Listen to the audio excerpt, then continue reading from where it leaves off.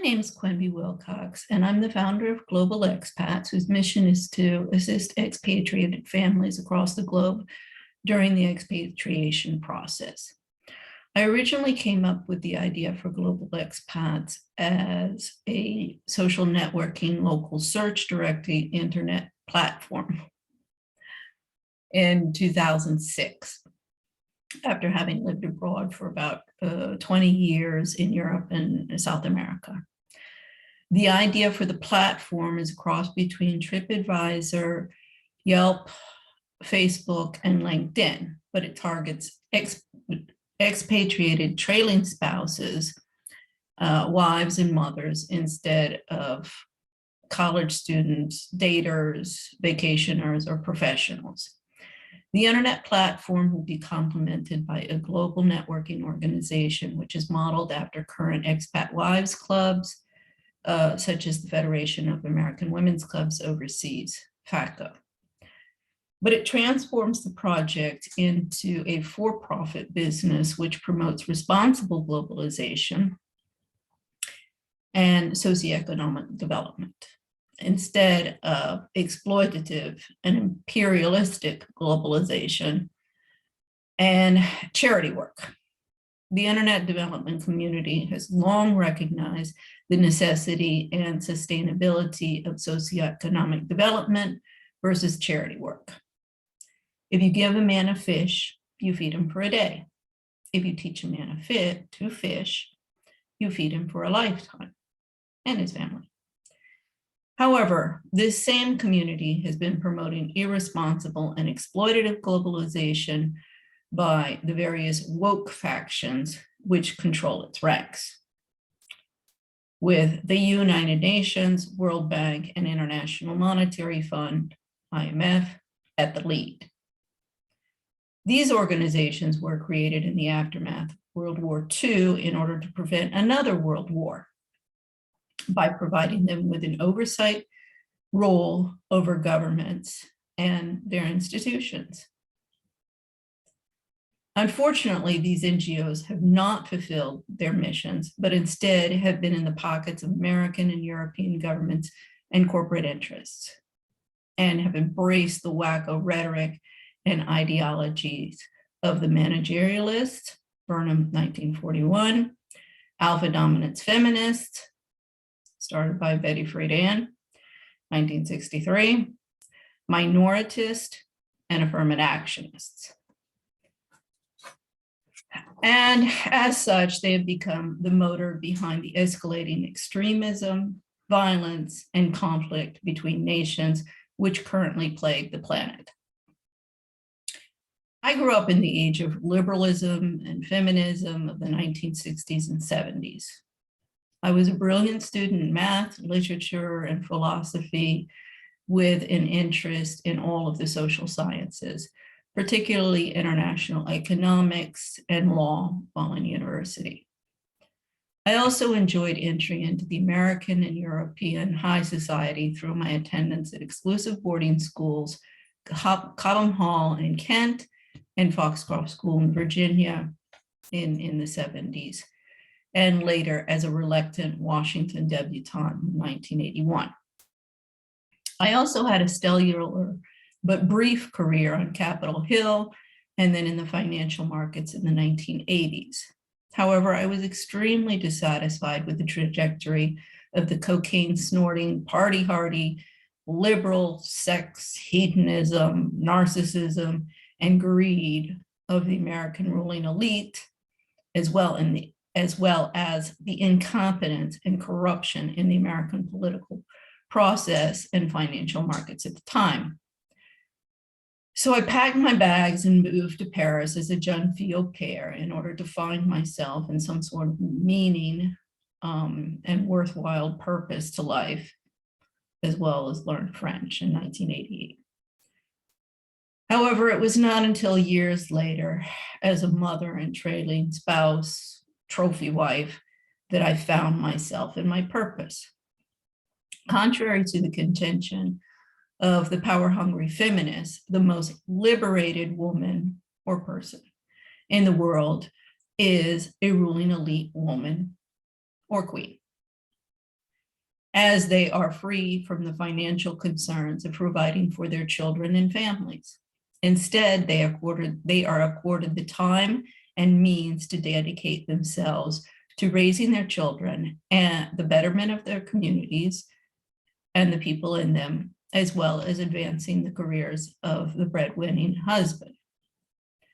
Unfortunately, the American queens from the golden age of the 1980s have been the motor behind the narcissism epidemic in the US for the past 40 years, and the death of the liberal class, Chris Hedges, and done much damage to the country, its societies, economy, and democratic procedure in the process. My former classmates at Foxcroft, party hardy, 1980 Dev of the Decade Cornelia Guest, who claims to be the closest thing the US has to royalty, has led the country down a very dysfunctional path in the interim years. As has Nancy Reagan, Ethel and Carrie Kennedy, the Kennedy family.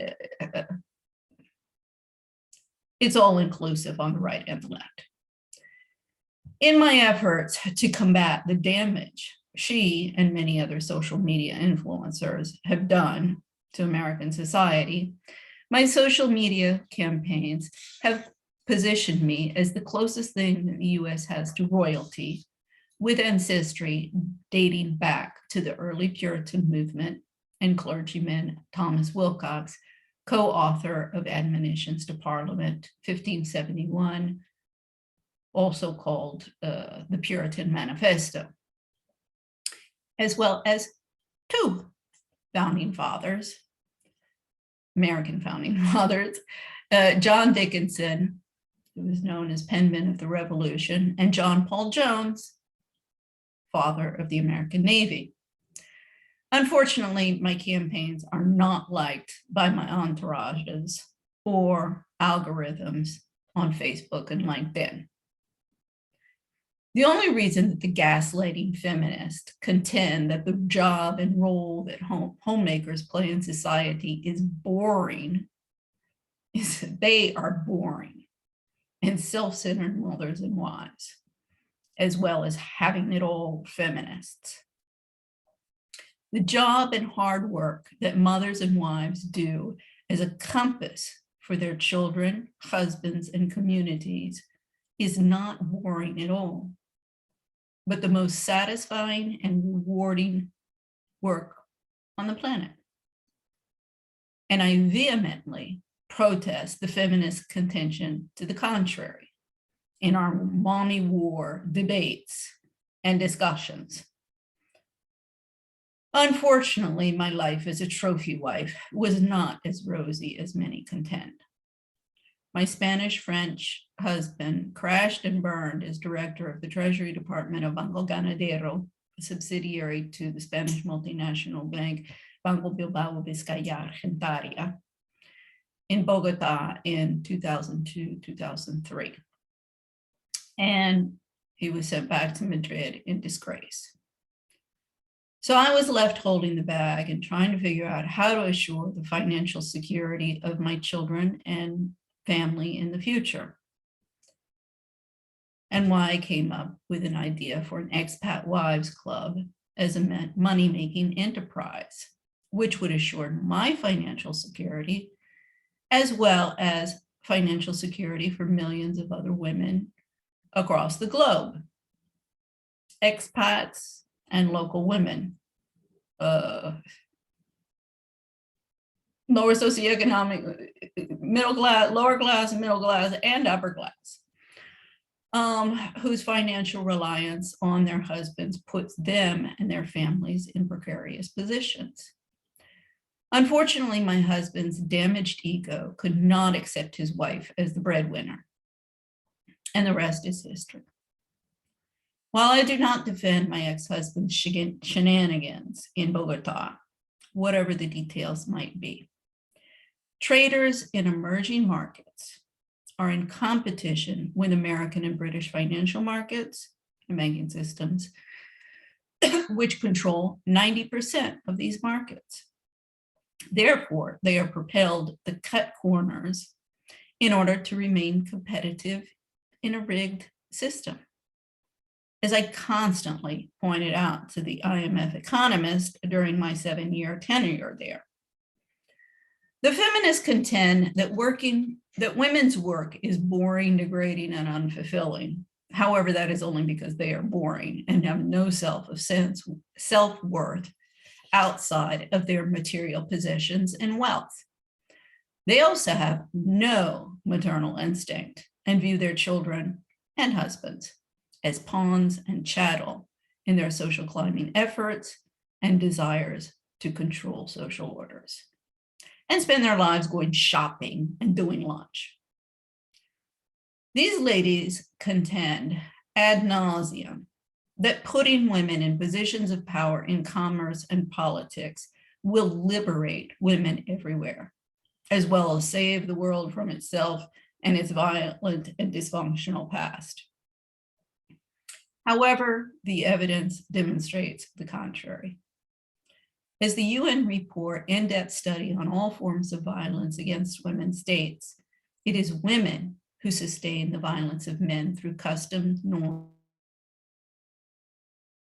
and traditions, as well as being principals in the trafficking of women and children.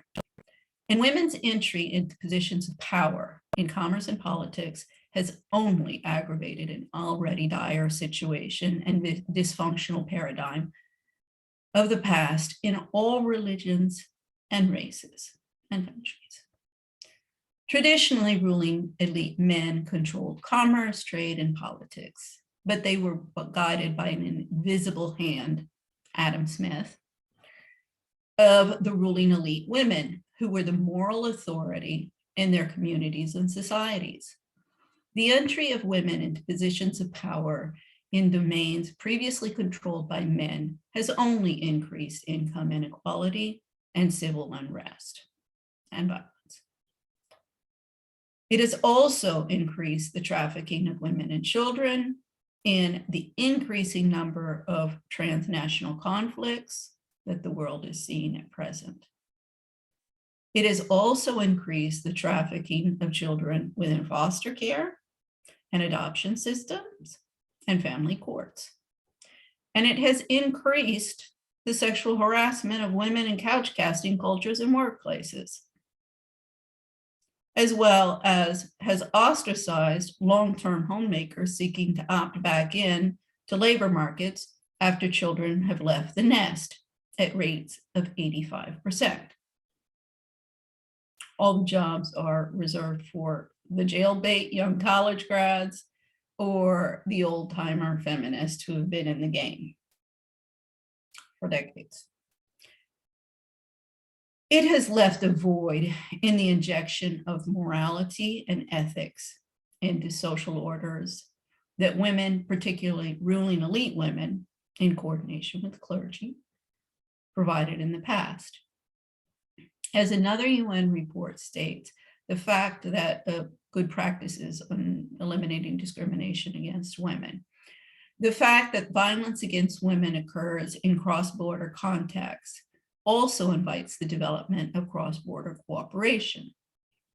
Unfortunately, the cross-border cooperation that is seen by governments as well as international aid organizations is and has been promoting and encouraging violence and oppression of women and children instead of combating it. For almost a decade, I and other mothers of lost children and victims of family court have been lobbying UN Women and many other women's rights NGOs for assistance. However, as is the case elsewhere amongst the bigwigs, we are ignored, denigrated, and ostracized from the discussion. Global Expats began as a simple business endeavor 15 years ago, which would have allowed me to remain at home with my children, provide financial security for my family, as well as develop my interests in artisan products by assisting artisans to distribute their products to global markets while paying them a fair price for their work. because in current systems, they are being very exploited at every turn. Unfortunately, God had another plan for me. So while the past 15 years has been very difficult in the swamp of Washington, D.C., which Trump is right, needs to be drained. And I could drain it under RICO, Foreign Corrupt Practices Act, and Patriot Act if I could find some lawyers to assist me. The city has just gotten more corrupt and lawless since my departure in 1988. Since my return in 2009.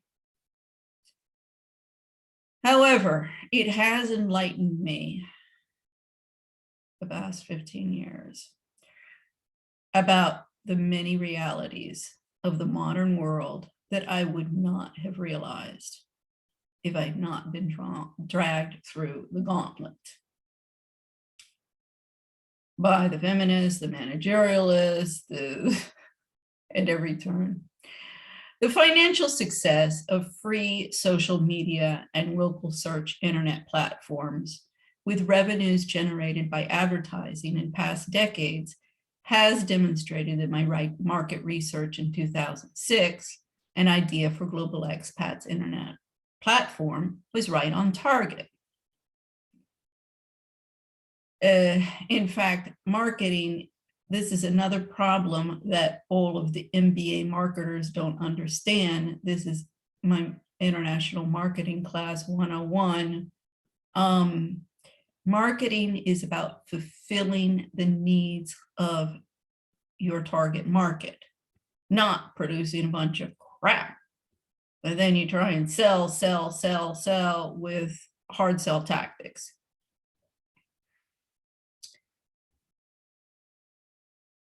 So it has demonstrated that the great damage that these platforms, that unethical, greedy, and unscrupulous entrepreneurs, businessmen, and businesswomen can do to social orders, particularly when the political institutions and ruling elite ladies, which are supposed to regulate and control them, are filled with unethical, greedy, and unscrupulous ladder grapplers and old guard ruling elite narcissists. The idea for the internet platform is still a good one, and the technology needed for its success has vastly advanced in the past 15 years, making construction of a platform at present much cheaper than it would have been decades ago. It is my hope that I can find capital venturists and experienced businessmen interested in assisting me and other caring and ethical ladies in demonstrating that the problem with these platforms is not in their design, but rather the intent of those who control them, the intent and the ethics. So please feel free to contact me with any questions you might have. Thank you very much. Have a nice day. Bye-bye.